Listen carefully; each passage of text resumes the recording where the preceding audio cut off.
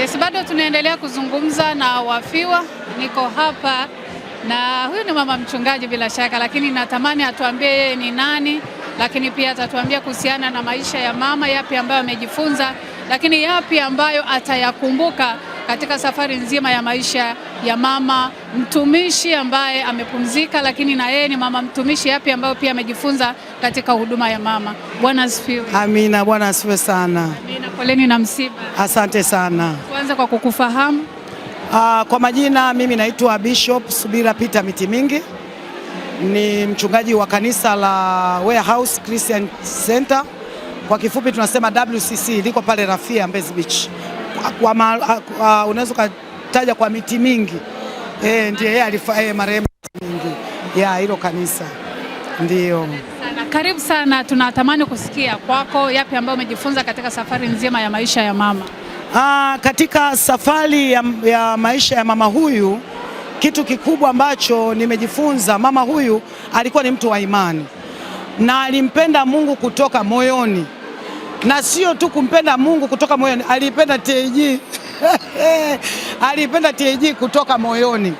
Huyu mama alikuwa ni mama mcheshi, ni mama mwenye upendo wa dhati, ni mama na huruma. Amekaa na watoto pale nyumbani kwake, yaani kuna watoto nani anawachukua, anaweza kawasomesha, anaweza hivyo. Kwa hiyo ni mama ambaye alikuwa ni mtoaji, anajitoa katika hali na mali, akiwafundisha, akiwasaidia watoto wale, mpaka wengine amewasomesha. Pamoja na kwamba hata wakati mwingine utakuta nakosa, hata hana chochote, lakini bado alisimama. Kwa nini? Alimtegemea Mungu, na alikuwa ni mama ambaye anasamehe, ni mama mwenye msamaha. Hata kama kuna mtu anaweza kumfanyia mambo kadhaa, lakini bado atamkusanya na kumrejesha tena. Kwa hiyo kuna kitu pia cha msamaha ambacho nilijifunza kwake, lakini upendo wa dhati.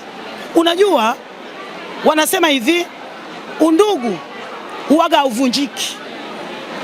Undugu umeunganisha kwa damu. Hata kama mtu atakuja atauvunja undugu, lakini damu bado unaweza ukasema ya kwamba mimi wewe sio mtu wangu, sio nini, lakini bado hata tukienda kwenye DNA, undugu ule unakuunganisha, unaonekana kwenye DNA. Kwa yule mama alikuwa anaonyesha upendo, ana uvumilivu, ana msamaha.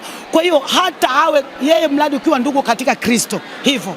Sasa mimi ndio alikuwa rafiki yangu mwenzangu, alikuwa shosti wangu hata kabla mimi sijaolewa. Unajua tumesali nao before kule Jerusalem Temple. Mimi nimetokea Jerusalem Temple, nilikuwa binti Sayuni pale. Kwa hiyo tukiwa tunasali pale, tumesali nao akina Abraham, hao watoto wake wote tumesali nao pale. Sasa alikuwa ni rafiki. Mimi naendelea na kazi zangu, nafanya kule kwa Wahindi, naenda kwake. Yani alikuwa ni best friend. Sasa hata baadaye tumeendelea, hata mimi mume wangu amefariki, bado tumeendelea kuwa marafiki. Hivi kwenye ugonjwa mimi tulikuwa tunaendelea kuwasiliana, lakini kafika mahali hawezi tena kuchukua simu. Sasa siku moja ni kama Roho Mtakatifu, mimi nilikuwa nimesafiri, nimepiga simu yake haipatikani, Nilivyorudi nikaamua kwenda nyumbani. Nimerudi tena nikawa nimelala, nimelala nimechoka sana. Ilipofika saa 2 nikasikia moyoni, Edith, ukamwone Edith. Yani ni kama Roho Mtakatifu alinituma, sijapigiwa na mtu wala nini, nasikia moyoni, Edith, ukamwone Edith. Niliinuka nikamwambia dada, naomba dera. Nikavaa dera, uzuri wake nilikuwa nimeoga, niko smart tayari, nikavaa dera langu na kwenda kumuona yule mama. Nataka nikwambia, ndio tumefika, tunakuta hali yake ni mbaya, wanahangaika kumbeba kumpeleka hospitalini. Kwa hiyo na mimi nikajumuika nao, tukambeba kumkimbiza Masana. Pale Masana wamemhudumia ikashindikana, ikachukuliwa ambulance tukaenda Muhimbili. Lakini yule mama akawa anasema hivi, muwe na amani, na alikuwa anapenda kuimba wimbo, pamoja na kwamba hawezi kuongea, akiimba wimbo, mwamba wenye imara wake ni tajificha, anatoa sauti mpaka hata manesi wanashangaa. Lakini alikuwa na amani, akasema muwe na amani, alikuwa na imani sana. Kwa hiyo ninamshukuru Mungu kwa ajili ya maisha yake, hata safari yake ya mwisho imekuwa ya utukufu. Maana unajua sherehe yake tangu nyumbani, tangu siku zote hizo, unajua ni kama waziri. Kwa hiyo huyu kweli alikuwa ni shahidi wa Bwana, ni wakili wa Bwana hapa duniani. Kwa hiyo Mimi ningependa kuambia wasikilizaji, mara nyingi ukiamua kuokoka, dhamiria kuokoka. Amua ya kwamba mimi nimeamua kumfuata Yesu ili maisha yako baadaye umalize salama. Asante sana. Bariki sana mama mchungaji. Mungu akubariki. Amina, asante sana. Habari ya kwako? Salama. Poleni na msiba. Asante sana. Kufahamu na kwa marehemu ni nani? Marehemu ni shangazi yangu, tena sio shangazi yangu tu, yaani katika uzao wa kina baba walibaki wawili, ina maana baba yangu na marehemu. Sasa amebaki baba yangu peke yake, na marehemu amenilea mimi nikiwa kuanzia nina miaka 6. Ina maana mimi wazazi wangu walikuwa nchi za nje, akaenda kanichukua. Kwa hiyo amenilea kuanzia udogo mpaka saizi. Mimi naitwa Grace Kennedy Sinkala, lakini kutokana na alivyonilea ikabidi nianze kuitwa Grace Joseph Masasi. Asante sana. Kipi ambacho umejifunza katika maisha ya mama kwa ufupi? Kwa kweli nimejifunza mengi sana, nimejifunza mengi. Mama yetu alikuwa ni mtu mwenye upendo, alikuwa anapenda kutembelea ndugu. Hata kama mtu ungekuwa mbali, anajitahidi atakutafuta popote ulipo. Alikuwa ni mama ambaye analea mpaka vitukuu. Ni mama jasiri, anayependa kazi, amenifundisha kazi, amenipa, yani mpaka mimi mwenyewe sasa niko imara kwa ajili yake yani. Kwa kweli nitamisi sana mamangu. Mimi namuita mama, sio shangazi. Basi sisi tuwatakie neno la faraja na Mungu awafariji. Asante sana. Mama, shikamo. Maraba. Poleni na msiba. Asante sana, mapenzi ya Mungu yatimizwe. Naomba tuanze kwa kukufahamu, wewe ni nani mama? Mimi ni Flora Andrew Masasi. Wewe kwa marehemu unamuita nani? Marehemu namuita wifi kwa sababu aliolewa na kaka yangu mchungaji Masasi. Tunatamani tusikie neno sasa. Wewe kwa wifi yako ni kitu gani ambacho utakikumbuka kwenye maisha yake? Mimi vitu nitakavyovikumbuka ni vingi sana, kwa sababu hata kabla hajaolewa na kaka yangu mimi nilishafahamiana naye. Kwa hiyo nilishamjua wema wake, upole wake, uchapakazi wake. Lakini sikushangaa kwa sababu yeye ametokea huku kusini karibu Zambia. Wazazi wake walitoka Zambia endeni wakamigrate wakaja huku Tanzania Mbalizi, ndio kaka yangu alipomuona.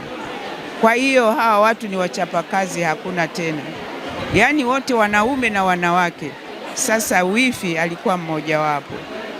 Kwa hiyo uchapakazi mimi nitamkumbuka kwa sababu ndio umezaa haya matunda. Si rahisi mwanamke uachwe na watoto 8, hasa 3 walikuwa wadogo, alafu ukaweza kuwaweka kwenye laini mpaka mnavyowaona hivi. Hakuna. Yaani mimi kwa sababu na mimi ni mjane, kwa hiyo ninajua yani ninachozungumza kwamba ukishaondokewa na mwenzako, watoto na familia nyingine huwa ngumu sana kuiweka kwenye line. Sijui wanakuwa nawaza kwanza, sijui si ameondoka yule, labda walikuwa yeye ndio wanamwogopa zaidi. Si unajua wababa ndio wanaogopewa zaidi, ingawaje sio lazima. Kwa hiyo yani wifi yangu tulikuwa tunaitana pacha, na mimi akanikuta mchapakazi mwingine.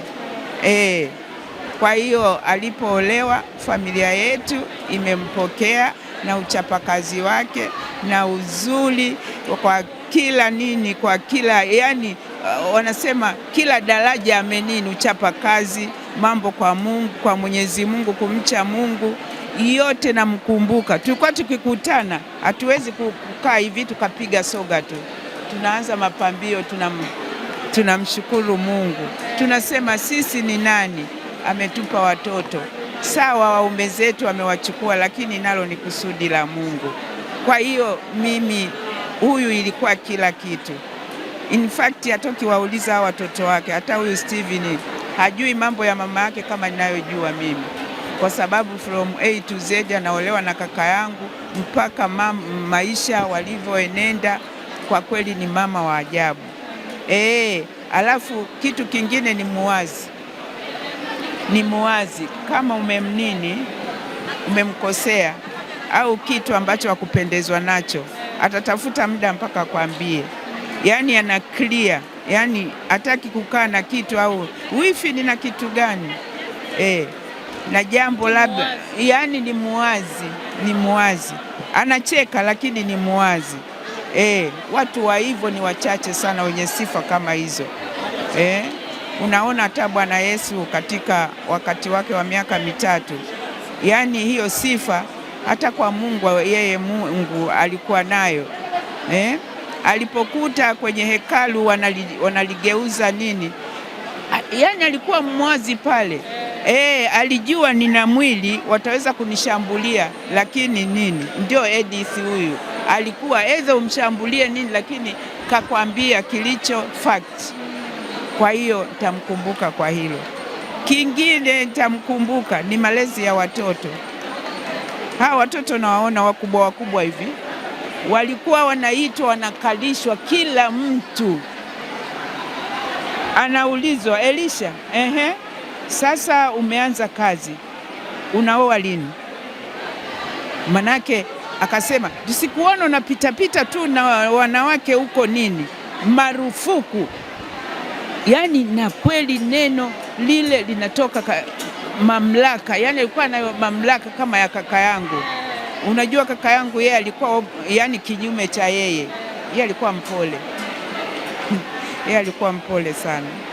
Yani nasema mpole. Hata mimi nilikuwa namchokoza nini, anasema mimi nitakupiga wewe. Lakini wala anipigi. Mpaka yuko mkubwa ananitembelea. Bado na shemeji yake yupo. Naye alikuwa hana mazungumzo kama hivi, mwishowe mtapiga umbea nini. Yeye alikuwa na Biblia. Unastukia anajitenga. So naona jamani, hicho kizazi ni kizazi cha namna gani? Kwa hiyo na wifi akawa kwa kweli ni kama alimuomba Mungu akamchagulia huyu Edith. Alikuwa na marafiki wa mama Mbeya. Mimi nilikuwa naenda likizo, nasema naenda tu kwa wifi, tukachekage, tuimbe mapambio, ndio kazi nini. Lakini ikifika nini, anakuambia wifi tukalishe nguruwe. Hapo nini, miradi atakuwa na nguruwe, atakuwa na kuku, sijui na nini, wa mayai wa nini. Yani anachakalika yule mwanamke, hakai. Mimi nasema hata kuchoka mwili ni zile kazi, yani ni zile kazi. Alafu ni mtu yani anakaa na watu, yani wewe kwa mfano, kulikuwa na ndugu ambao wana watoto wamezaa, wamemaliza la 7 na nini wamezaa, basi yani kwenye familia zao wana nini, wanaweza kuwa ndugu tu wa mbali na Edith. Anasema nileteni mimi, yani kakuza wako hapa, watoto wengine wana watoto ndio wanalia na kugalagala. Sasa wanasema Edith ameondoka, tunafanyaje? Lakini neno linatuambia tusitegemee mwanadamu, tumtegemee yeye, kwa sababu leo ukinitegemea mimi naitwa Flora hapa, anaweza akaniondoa, akasema Mungu ashiriki utukufu na mwanadamu aliyemuumba. Kwa hiyo kwa kweli ni mengi. Alafu mwisho kabisa ana upendo, kizungu anasema humor, yani hapa sio anakupenda eti alafu baadaye nyuma aseme unafiki. Hamna, anakupenda kikweli kweli.